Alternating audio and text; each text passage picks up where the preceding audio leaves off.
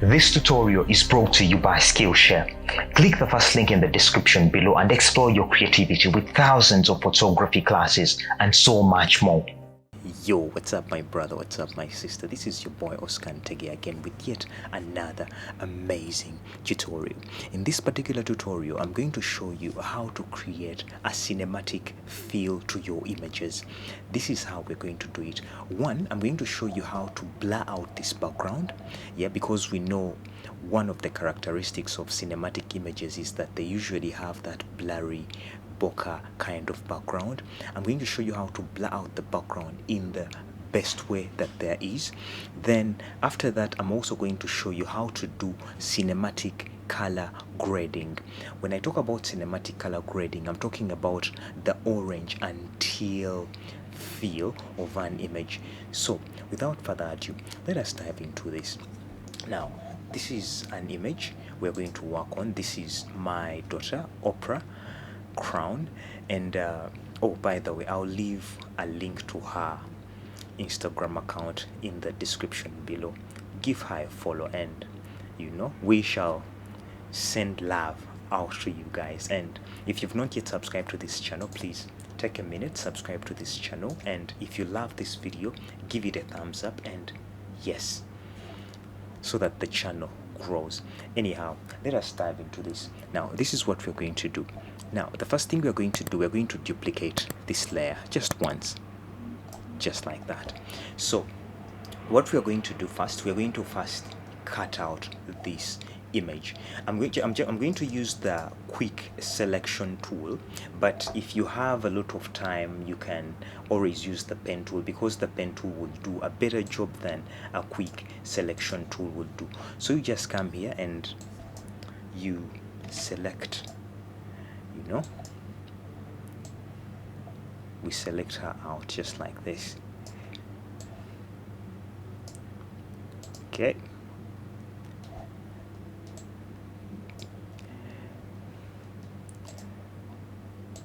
Well, I'm not going to make the selection very perfect, but I'm going to try as much as possible to refine it here. Okay, let us try refining it a little bit with the pen tool. So I'll just come here with my pen tool. Excuse me, let me first get off my phone, my Wi-Fi, it's distracting me. Yeah, and let me put the phone in aeroplane mode. It seems people just won't stop buzzing me. So let us first refine this. So I just come here with the pen tool, just doing a rough selection, and I undo the parts that I don't want to be selected. I come, make selection. I want feather. I'll just say subtract from selection. Still, I come here, select over the edges like that. Make selection here. I will just want to add onto the selection because it wasn't selected. So I come here, still onto here,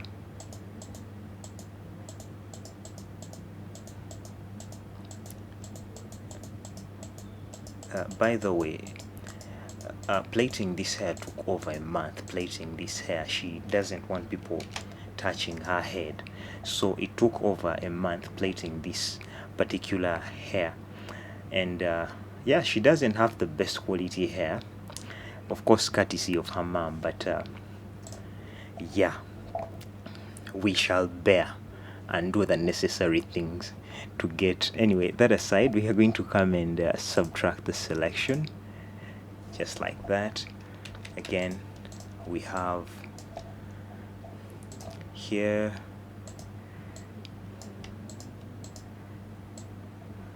right there, we come and just refine. Basically, I'm only doing this to get a refined selection, but I'm not going to perfect it really in the selection. But when you're doing your do we need to subtract? Yes, we are subtracting this.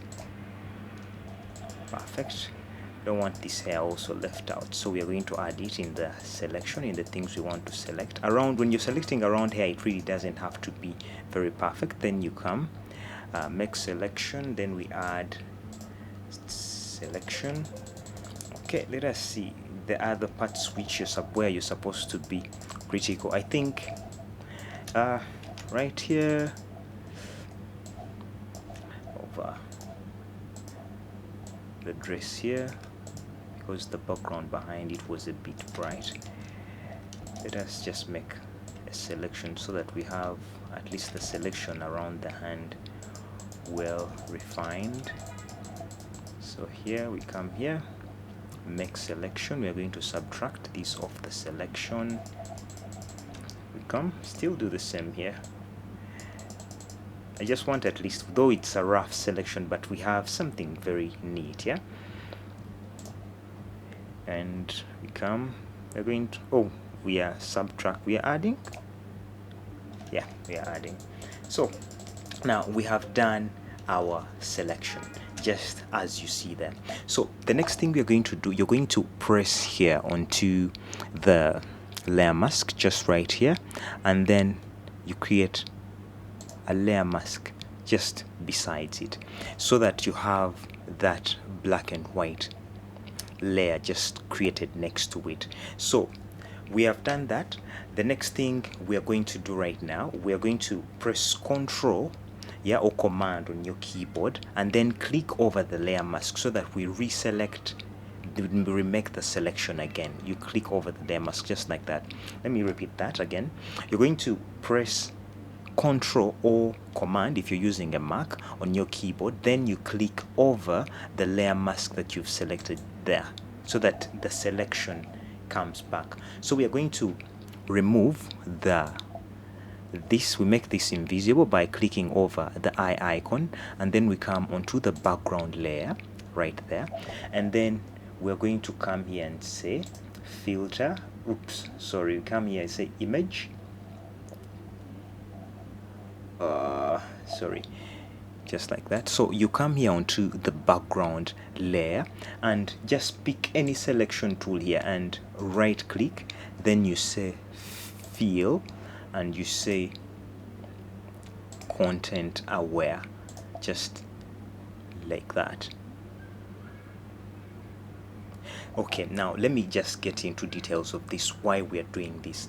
We usually do this because we want to first blur out, to separate the background from the actual image itself. So we want to work on the blur of the background independently from from the subject, yeah. So we have to separate to work on the background as the background and the subject as the subject. So here is one thing that I would want you to notice. Now everywhere you see that there is a shadow, particularly where the person is standing, we're going to put there this particular line so that we know where the blur is going to stop.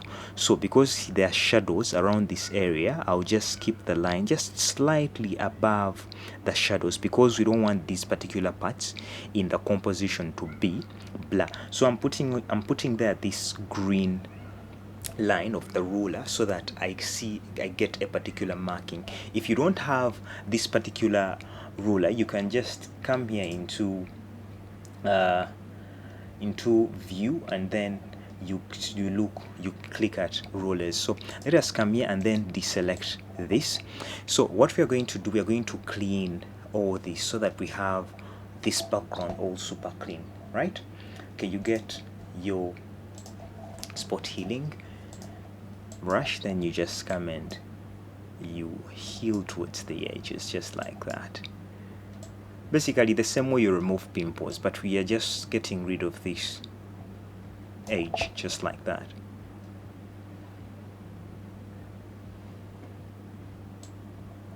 Just like that.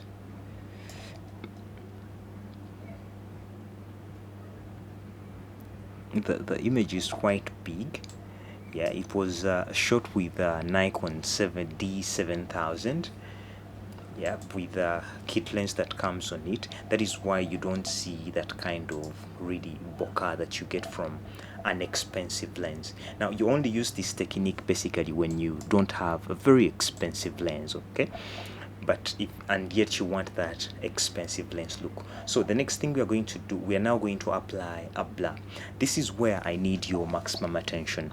Okay, first pause whatever you're doing and first look at this, because this confused me the very first time. So you come here at filter with of course the background layer selected right here, and then you say, now you see here, oops, just a minute, let us first remove this, delete this path. Okay, we select our background layer, you come here at filter. Most of the people come here at blur and they use a Gaussian blur. That is not what we're going to do, but instead we're going to go into the blur gallery just right here. See, the other time it was inactive because we had a path the pen tool had left behind, so it was very inactive. So here you come into the blur gallery and look for the tilt shift focus, this one here. Basically it is an imitation of what a 70-200 will give you, or one of those prime lenses would give you. An effect a 50mm would give you at maybe 2.8. So you come here and click tilt shift. Now this is the main thing, the main point you have to look at, this particular main point, the part at which you want every part where around this particular point, this particular zone is going to be in focus, and anything out of this zone is going to be out of focus. So if you want to, now like I told you, remember when I told you that we had marked this particular zone with this particular green line, because we just wanted to drag this point and just drop it like around that area, so that the tarmac around this area is in focus. So let us just increase the blur just a little bit, like that. See, now when you look at this, you see the blur is happening in the background, but when you get towards these particular points of the tarmac, the focus is still in that particular place. So you can even have that effect of I don't know which lens gives you this, like symmetric distortion, where it appears like some kind of motion blur in the background. You can even come here and adjust and even increase bokeh in the whole image, you know, by playing with these particular knobs and the like. Yeah, but we are not going to go into all those details. Basically we are just going to come and blur it out, but we don't want to make it so milky, you know. But if you're really so much into bokeh, it is something very good. But if you're into getting a lifestyle kind of feel, definitely you can undo the bokeh. But here, for the sake of the tutorial, I'm going to exaggerate it just a little bit. We shall keep it there. Then I think I make sense. So the next thing we're going to do, we're just going to come and press enter on our keyboard, and we let the effect come through. It is quite a heavy effect, so it really takes a few moments. It requires some little bit of patience. Yeah, so the effect is doing its thing, and boom, there we go. Okay, let me press F on my keyboard so that I have my whole palettes come back. So we come and make this layer active again. Now that is the effect we have. Now the other issue here we may find, you may ask yourself, what if I have this, you see the edges of the image, the hair is really, it looks choppy and the like. So this is where you come and click onto the layer mask here, right here, and then we're going to work and refine this mask so that it just sits well into that particular background. So you come click onto the layer mask, you right click, and then you say refine mask, just like that.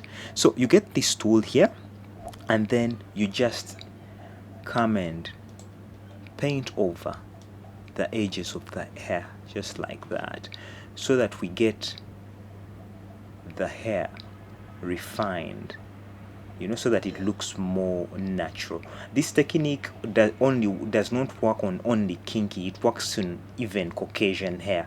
It doesn't matter whether straight hair or, you know, only that she has dreadlocks, so the effect won't be intense. But even if somebody has shabby hair or afro or whichever kind of hairstyle, this particular technique really works. Yeah, so we come still, pass it on here. I think I also pass it over the dress because the dress has a bit of lace, so I would really love the edges of the dress not to appear so choppy, since the dress has a little bit of rough, like hairy edges. So I do it that way. Still here, the only parts I really avoid, it's when the dress is maybe like a material like silk, or which other material, those straight on materials really, and places where skin is, you know, intact too. So we come and we basically going to create a little bit of contrast so that we get the edges a bit in, not so much contrast but just a little bit. We are only refining it, you know. It doesn't have to be perfect. Basically what it is doing, it is removing that, creating that imperfection to make it look perfect on the background. Am I making sense? So we can also do increase the radius just a little bit, and then you can click on to smart radius just there, so that these are the parts of the image are refined, and then you come here and say okay. Yes, now that is our image there. So, before we go any further, allow me to tell you more about Skillshare. Skillshare is an online learning community with over 15,000 courses, with several courses added every single day.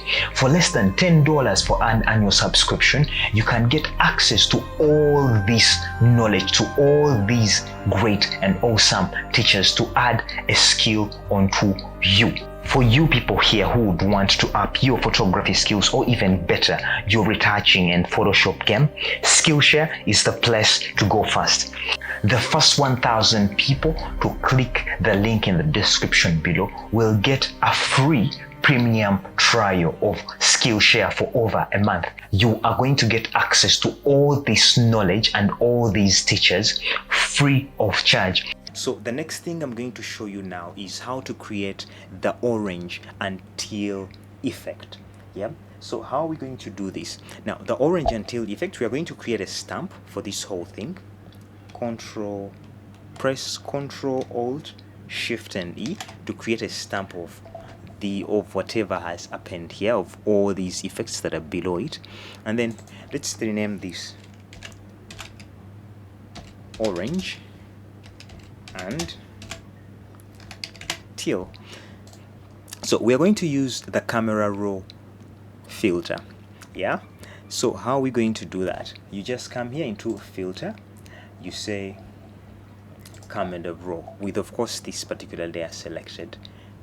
Now you see where you see film here, this film here, that is where you come here and say, you click onto that. If you're using I don't know which version of, if you're working in Camera Raw, normally these palettes, they are all Lightroom, this same thing can really work because the palettes go on down vertically, but in Camera Raw really they arrange themselves in this way. So you come look for where calibration is, the calibration panel, that is where you find all this calibration right there. So the first thing you have to do is the orange and teal. Of course you come at the blue channel here first, the blue primary, and you take it, don't take it towards making the blue more, you instead just come and push the teal, you know, you push it towards this particular, now this is the teal color, towards this side. Yeah, it depends on which quantity you really want, but we shall keep it at around -65 so that the oranges are more emphasized. So you come and desaturate the greens just a little bit, not so much. We shall keep it at like -52. The goal is to have the oranges pop and then the teals also popping, so that we have that cinematic kind of feel. I don't know if you've watched the movie Mad Max. Yeah, that kind of color grading. That is the kind of grading we are going for. Okay, Mad Max is a bit too brownish, but if you look at most movies of late, yeah, drama series, they usually have this orange and teal kind of feel. So we have worked on that, and we are going to change the hue of the greens. We're not going to put it towards this side to get the Walter effects. If you don't know Walter photography, he's an excellent photographer from Uganda. He usually has this kind of sky line that has browns, the tropical brown colors. But we are going to come and just push it towards just slightly this side, and then we are going to come and pump up the oranges. Don't take it towards the magenta side here in the red channel. You take it towards the orange side, just like that. Right there. So we're going to come still, maybe increase the saturation of the teal. Yep. And then maybe I'll just come here in this now we are done with the orange and teal already, but I'll come here and then just increase the contrast just a little bit, just a little bit, and maybe enhance the shadows. I'll just pump the contrast just a bit down, and then the blacks, and what else? I think bring down the highlights just a little bit. Now this is just a question of test, but the orange and teal effect is done. Then I would say okay. Now let us see the before and after. Look at the before and look at the after. Before and after.